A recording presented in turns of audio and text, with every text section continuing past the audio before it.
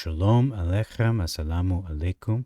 Peace be unto you. Welcome to the summary video for the book of 2 Samuel. So these are all the biggest differences found in the Septuagint and the Masoretic texts. So this is 2 Samuel chapter 3, and we're going to look at verse 27. It says here, Joab brought back Abner. So he kidnapped him against his will versus Abner just returning on his own.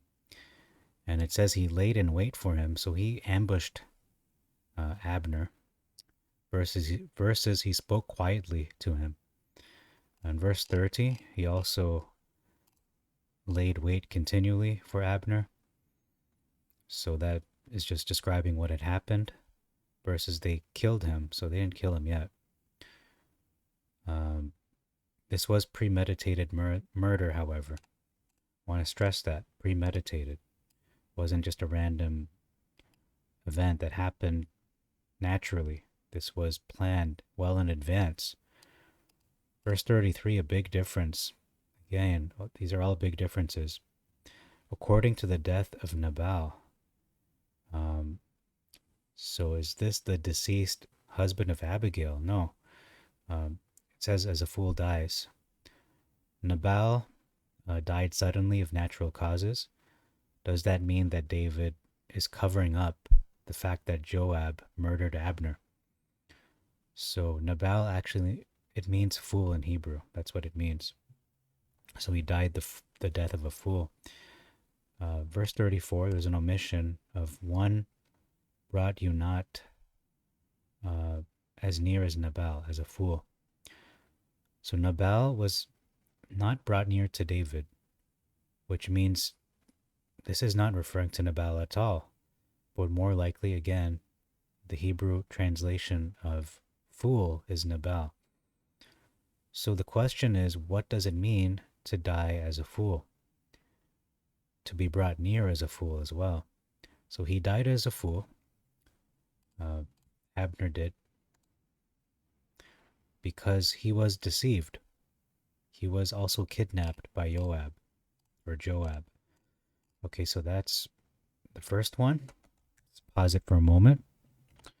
Okay, next, big differences are found in chapter 5. Now, I'm going through these ones specifically because this is very uncharacteristic of King David. It just brings shame upon his name, his good name. So I want to clarify what actually happened. In verse 6, it says, David was not able to enter because the blind and the lame withstood him.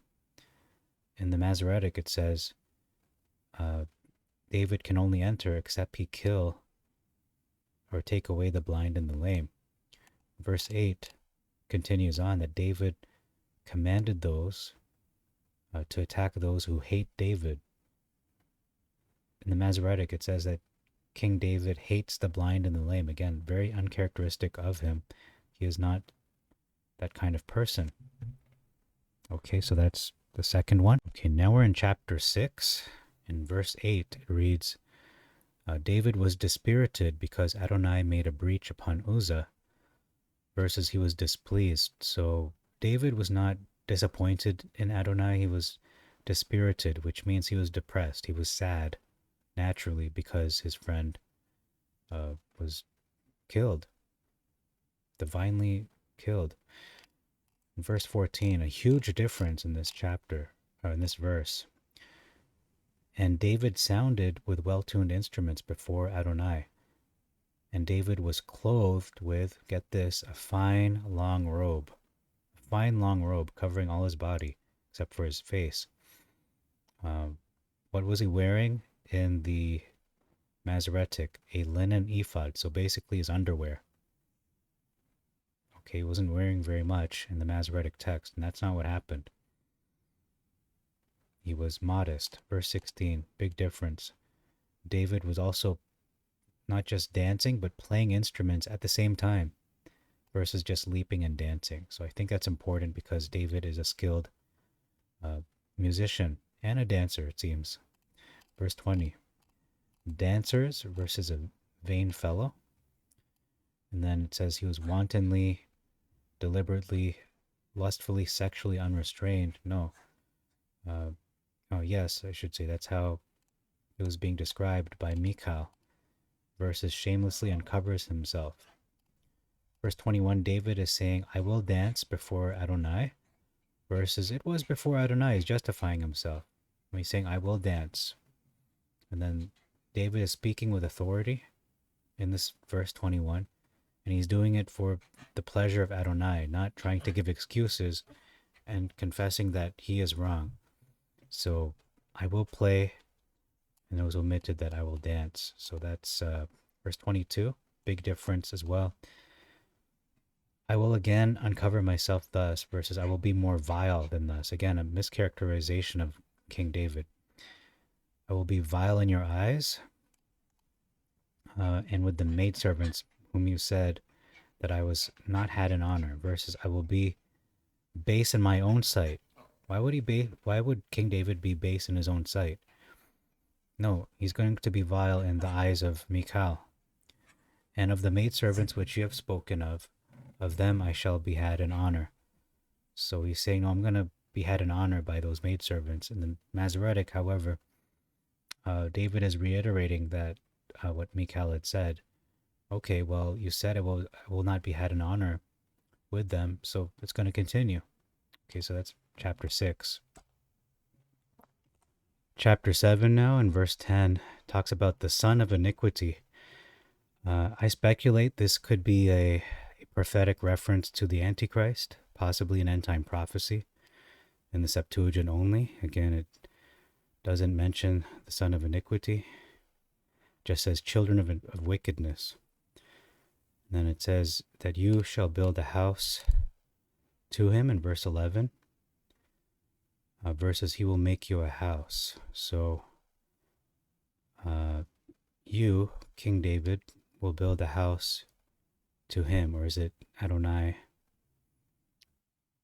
No, it's Adonai telling you that you shall build a house to him. So David is building a house to who?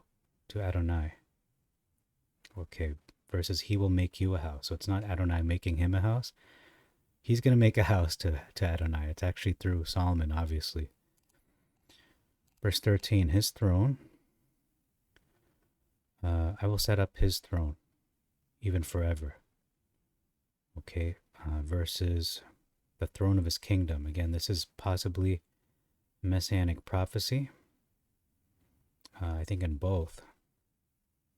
Verse 16, his house shall be made sure versus... and it says here, his throne shall be set up forever. It's not just King David. It's talking about the Messiah. This is a messianic prophecy versus your house and your throne. Okay, it's not talking about King David. It's talking about the Messiah. Verse 18. Huge difference. It says, King David speaking, who am I, Adonai, my Adon? And what is my house that you have loved me? You can see that relationship between King David and his Elohim, the Elohim of Israel. He loves David versus you brought me here. Okay, you brought him there. What does that mean? It doesn't really mean much to just bring him there. And the footnote for this verse reads, you have loved me so much as this. It's a profound love. Okay. Gonna pause again. We are in chapter 13, verse 21. There's an omission. It gives us the rationale, the behind the scenes why King David did not correct his son Amnon in the episode, the scenario, the situation where he forced himself on his stepsister, I believe it's Tamar. And it tells us why. King David did not correct him, Amnon, because he did not grieve the spirit of his son Amnon. Didn't want to, because he loved him. Why? Because he was his firstborn. So he was one of those parents that didn't want to have a bad relationship with his son, didn't want to upset him, specifically didn't want to grieve his spirit because of the love he has for him. And that love superseded his the need to correct him in this situation. which he really needed to, because look what happened as a result. Okay, chapter 18, verse 5. This is all about Absalom now. Big difference. It says, spare for my sake the young man, Absalom. So King David's explicit instructions on how Absalom should be treated. His life should be spared. Full stop. You're not going to hurt him. You're not going to injure him. You're not going to kill him. The Masoretic, deal gently for my sake with the young man. So yeah, you can kill him. You could even kill him gently, perhaps. There's a lot of loopholes in this wording.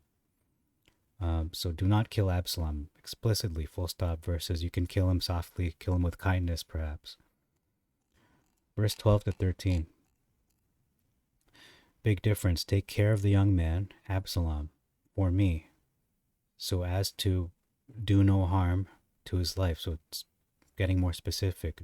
Don't even do harm. The Hippocratic oath, do no harm. Versus beware that none touch the young man, Absalom. Otherwise, I should have wrought falsehood against mine own life. So that doesn't make as much sense. The Septuagint just makes a lot more sense. Big difference. It says, attend. You have no tidings for profit if you go. Versus seeing that you have no tidings ready. So this is Joab talking about you have no tidings. You have no tidings. But, okay, hold on. Let me look for it. Right here, okay, verse 22. You have no tidings, Joab is saying in the Septuagint. You have no tidings for profit. That's the very important detail there. He has tidings, but it's not for profit. So these are not profitable tidings. This is not news that is going to profit anybody. So why would you do that? Why would you report these things? Masoretic is saying you have no news ready. It's a clear contradiction.